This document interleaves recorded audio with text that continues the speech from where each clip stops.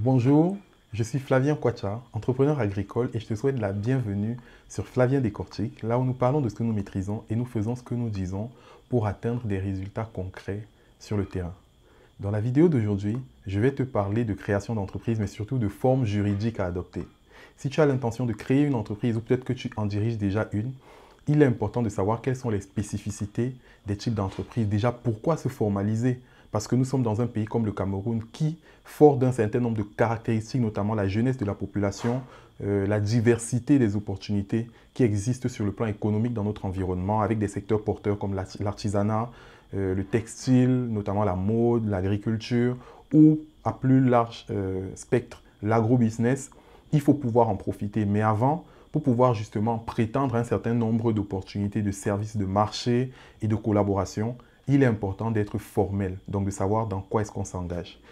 Premièrement, je tiens à te rappeler que le Cameroun utilise notamment le droit OHADA, qui est le plan des affaires en vigueur dans notre pays. Donc, selon ce droit-là, on reconnaît deux types d'entités. D'abord, les entreprises individuelles, mais ensuite ce qu'on peut appeler les établissements, mais aussi les sociétés. Dans les sociétés, on a également deux grands types. Les sociétés à responsabilité limitée et les sociétés anonymes. Après, il y a des types tels que les groupements d'intérêt économique dont nous ne parlerons peut-être pas dans cette vidéo, mais plus tard dans une vidéo dédiée. Déjà, c'est quoi une société, une entreprise individuelle, ce qu'on appelle en général un établissement, et comment la créer? L'avantage de créer un établissement au départ peut-être d'une activité, c'est qu'il y a un certain nombre d'éléments qui peuvent te faciliter les choses, comme un faible coût de démarrage. Ça ne coûte aujourd'hui que 41 500 francs. Pour créer un établissement, une entreprise individuelle, il y a une certaine facilité de gestion de l'entreprise parce que c'est le gérant qui est un peu garant de l'évolution. Il a un contrôle direct de son entreprise en question. Le fonds de roulement n'est pas forcément important, mais je tiens à préciser que cette entreprise-là ne peut pas avoir plus de 49 millions de chiffre d'affaires, 49 millions de francs CFA. Donc dans cette catégorie, on retrouve les très petites entreprises et les moyennes entreprises.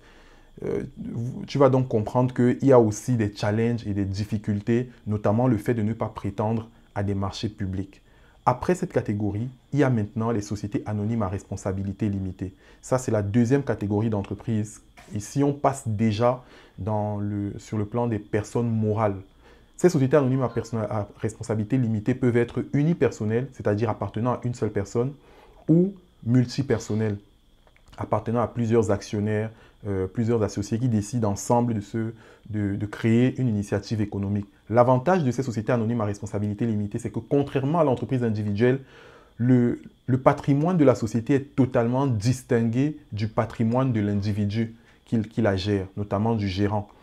Donc, c'est pour ça qu'on parle de personnalité morale. Il y a un certain nombre d'avantages fiscaux, on en parlera par la suite. Par exemple, le fait aujourd'hui au Cameroun d'être passé de 1 million comme capital minimum à 100 000 francs il y a à peu près 2 ans maintenant. Le fait aussi de pouvoir bénéficier d'une année d'exonération sur la patente, sachant toutefois, c'est une précision que je tiens à faire, que 1 an, c'est-à-dire une année d'exercice. Donc, si tu viens à créer ton entreprise le 31 décembre, ton année d'exonération ne durera qu'un jour. Donc, tiens également compte de cela. Après, il y a aussi le fait que cette entreprise-là te donne une certaine crédibilité auprès des banques et des partenaires commerciaux.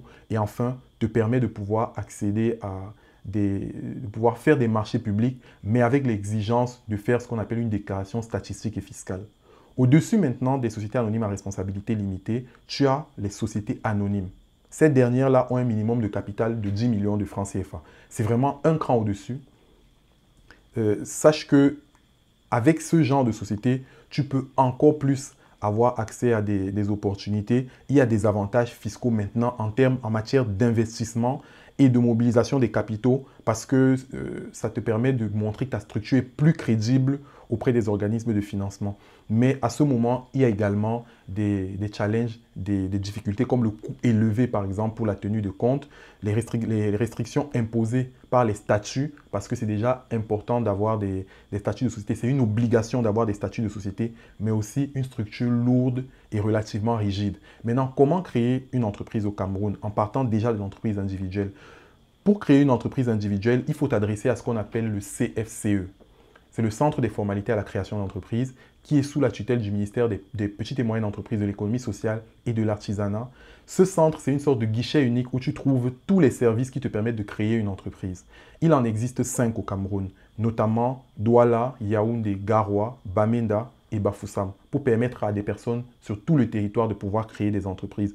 Aujourd'hui, on crée en moyenne entre 7 et 32 entreprises sur le territoire national, sachant que le CSE de Douala est le plus dynamique des 5.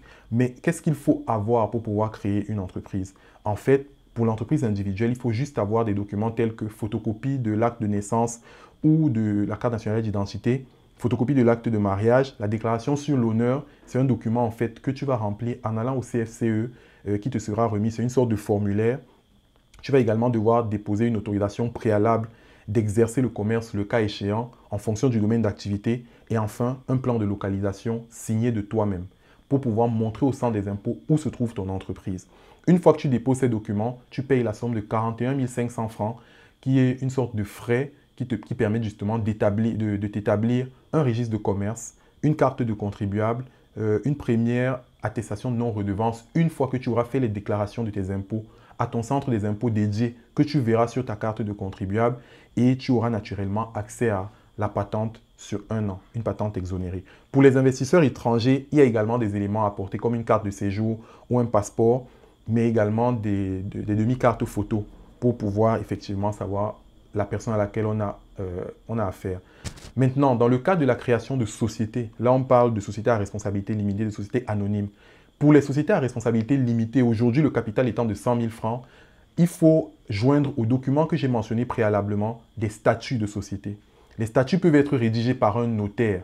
Dans l'environnement camerounais, il y en a énormément, mais tu peux également rédiger des statuts sous seing privé que tu vas faire contrôler par le ou la chef de centre des impôts, la chef de centre CFCE dans la ville où tu t'orienteras en fonction de ton siège. Et cette personne te dira si effectivement il y a des éléments à rajouter dans les statuts en question. Sinon, pour que ce soit plus facile, mais ça te coûtera de l'argent, tu peux te rediriger vers un notaire. Dans le cadre d'une société anonyme, c'est une obligation que les statuts soient rédigés sous action notariale parce que ça permet effectivement de se rassurer que tous les éléments liés à l'OHADA aient été respectés. Voilà. Et l'autre précision à avoir aussi, c'est que pour une SARL ou une SA, il va falloir, en plus de libérer le capital, parce que quand on parle de capital de l'entreprise, ça veut dire qu'il faut ouvrir un compte dans une banque commerciale au sein duquel on va mettre le capital. Par exemple, pour la SA, un capital de 10 millions, ça veut dire qu'il va falloir libérer les 10 millions de capital, donc les mettre dans un compte pour certifier qu'effectivement, on a les moyens pour pouvoir démarrer l'entreprise. Mais il va également falloir payer la somme de 13 175 francs CFA qui permettent de publier dans le Cameroun Tribune, qui est le journal officiel au Cameroun, la création officielle de l'entreprise. Une fois que tu as fait tous ces éléments, tu peux enfin dire que tu es propriétaire d'une entreprise qui va maintenant devoir commencer à fonctionner.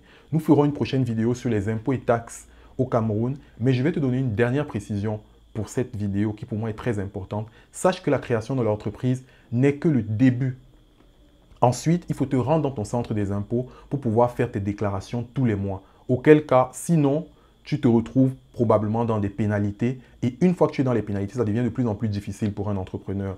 L'utilité également de grandir, parce qu'il y a ce qu'on appelle l'impôt sur les sociétés, qui est de 5,5% pour des sociétés de moins de 50 millions de francs CFA. Mais une fois que tu fais plus de 50 millions de francs CFA, ton impôt sur les sociétés passe de 5,5% à 2,2%. Donc, tous ces éléments-là sont importants pour te permettre de créer éventuellement l'une des entreprises qui représentera les futurs champions nationaux du continent. Je précise enfin que la création d'entreprise peut se faire physiquement ou très bientôt sur le site mybusiness.cm qui a été développé justement par le Centre des formalités à la création d'entreprise. J'espère que cette vidéo t'a aidé. N'hésite pas à laisser un commentaire, à activer la cloche de notification, à me laisser un j'aime si jamais tu as apprécié la vidéo ou à commenter en fonction du sujet que tu aimerais me voir décortiquer dans mes prochaines vidéos. Je te souhaite beaucoup de courage et à très bientôt.